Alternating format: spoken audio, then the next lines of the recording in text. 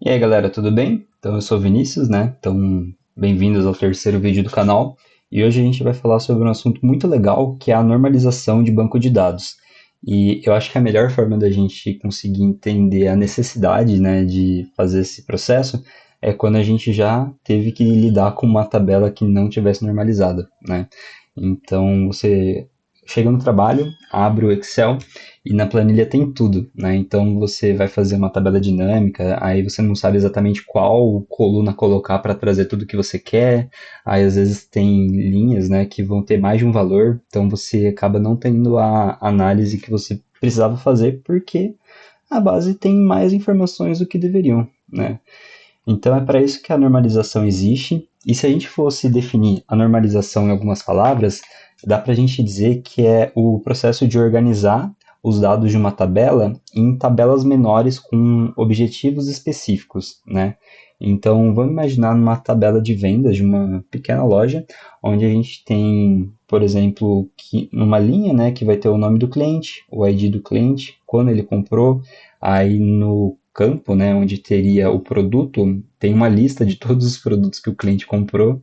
Então acaba ficando muito difícil da gente fazer alguma análise em relação a essa tabela, porque ela está muito ampla, né? Então a normalização é basicamente esse processo da gente ir quebrando por etapas, né, a nossa tabela para conseguir ter uma visão um pouco mais detalhada, né, e específica de cada entidade que está presente ali naquele contexto de negócio, tá bom?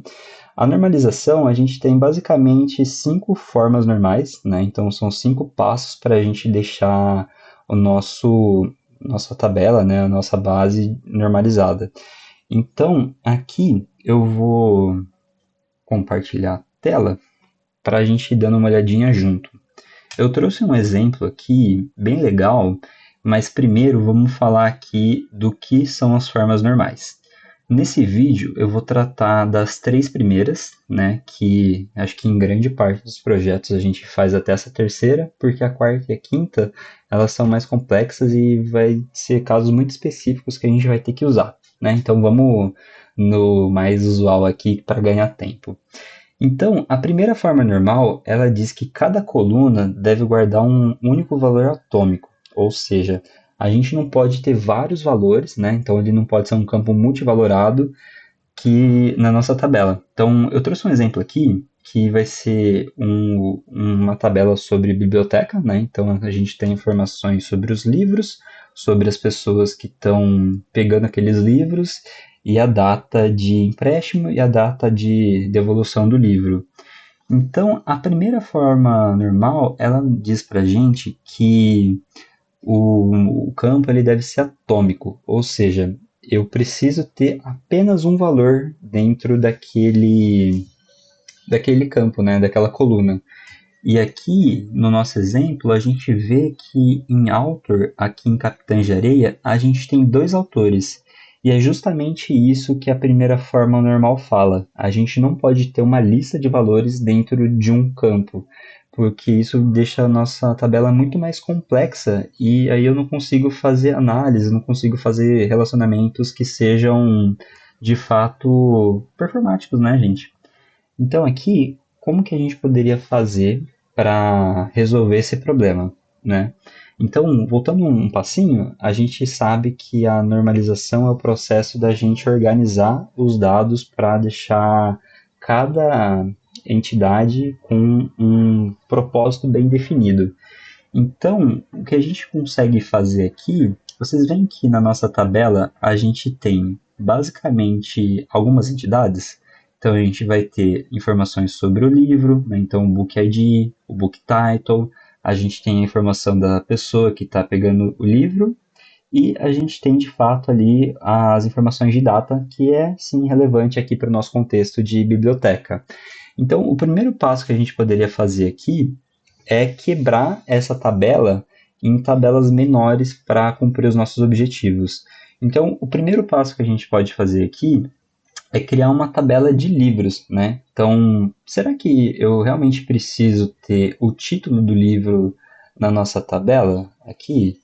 E vamos imaginar que em algum dia o livro tenha o título atualizado por algum motivo, né? Python para iniciantes, versão 2, alguma coisa nessa linha. Putz, eu teria que editar todas as linhas aqui da minha tabela para conseguir ter esse objetivo cumprido. Então aqui a ideia é a gente criar uma tabela que teria só as informações do livro, né? Então aqui, por exemplo, o livro 1, 2, 3, 4 e os títulos. Aí se eu precisasse editar algum dia a informação do título, eu poderia mudar só aqui e na minha tabela final ele já estaria atualizado. Ou então, vamos imaginar que a gente quer adicionar mais alguma informação sobre o livro, a gente poderia ir colocando nessa tabela sem ter o prejuízo de ter que fazer uma inserção numa tabela muito grande depois, né?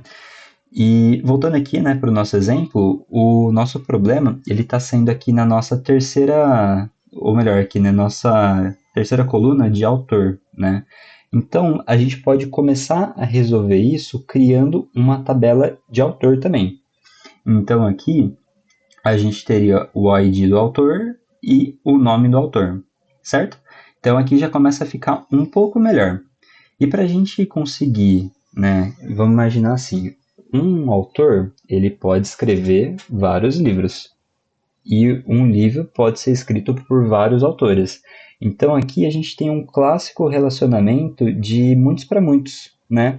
E a forma com que a gente consegue lidar com esse tipo de relacionamento é a gente tendo aqui uma entidade associativa que ela vai criar, né? Então a gente teria uma chave estrangeira e uma chave estrangeira que tem esse papel de chave primária, né?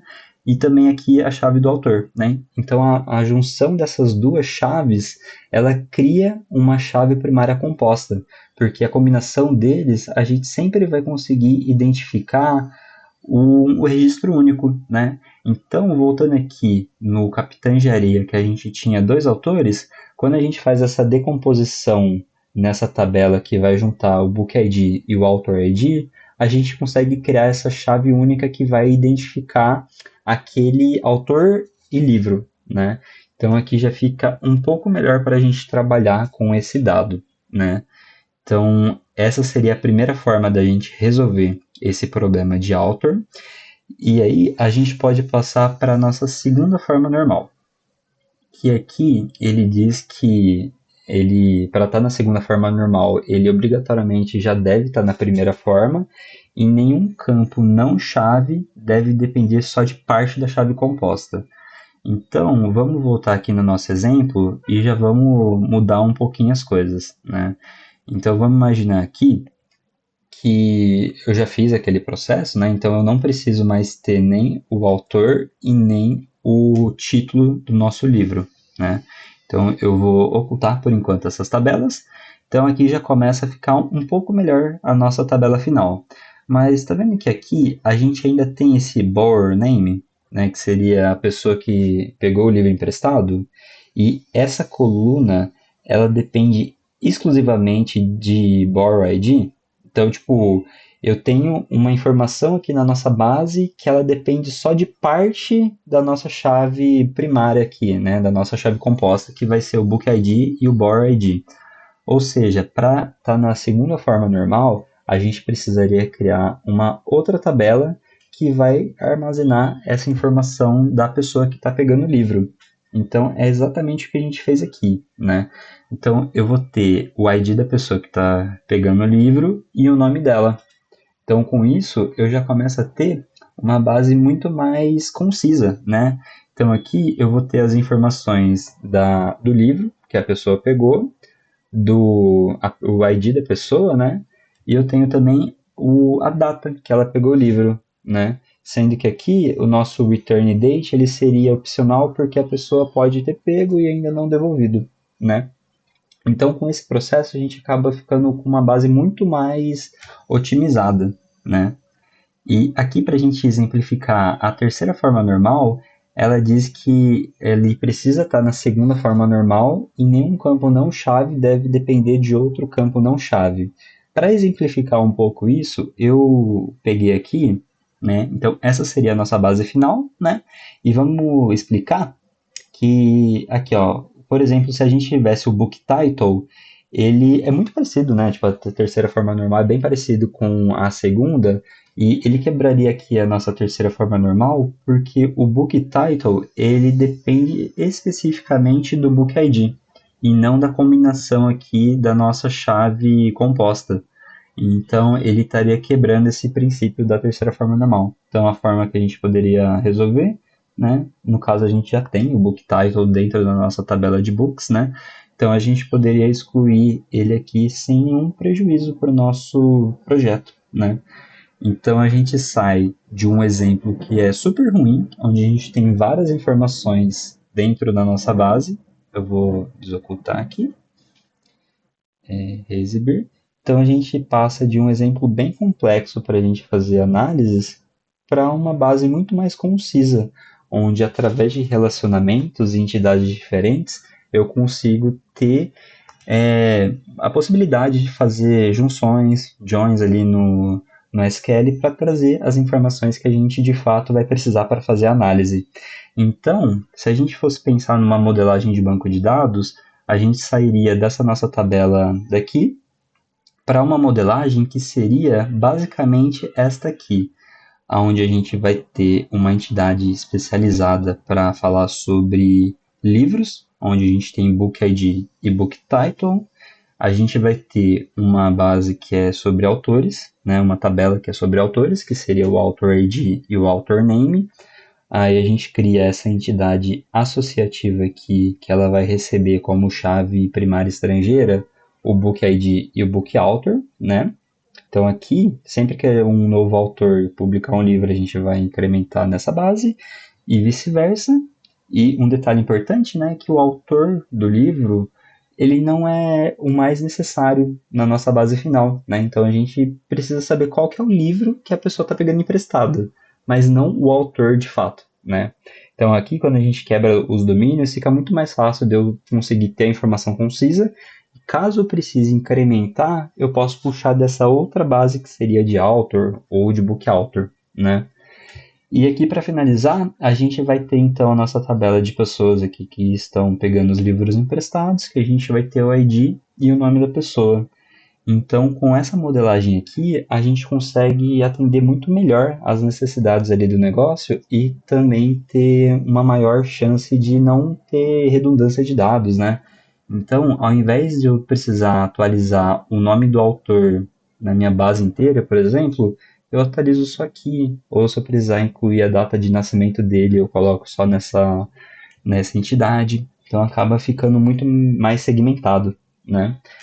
Então, espero que vocês tenham gostado aqui desse vídeo. Quando a gente fala de normalização, a gente tem alguns benefícios que são muito claros, né? Então a gente acaba tendo menos repetição de dados em vários lugares, né? Então, ao invés de eu ter o dado sendo repetido várias vezes, né, por várias colunas, a gente cria tabelas especializadas onde eu vou ter o dado lá e através dos relacionamentos eu vou conseguindo fazer colocar ele onde for necessário, né?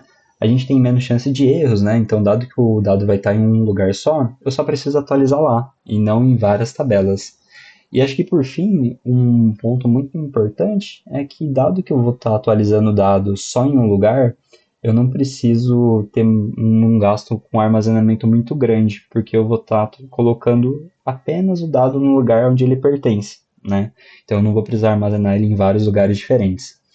Então, eu acho que é mais ou menos isso, tá, gente? Se ficou alguma dúvida, vocês podem falar. E é isso. Muito obrigado pelo vídeo. Se alguém teve alguma dúvida, eu estou à disposição, tá bom? Muito obrigado.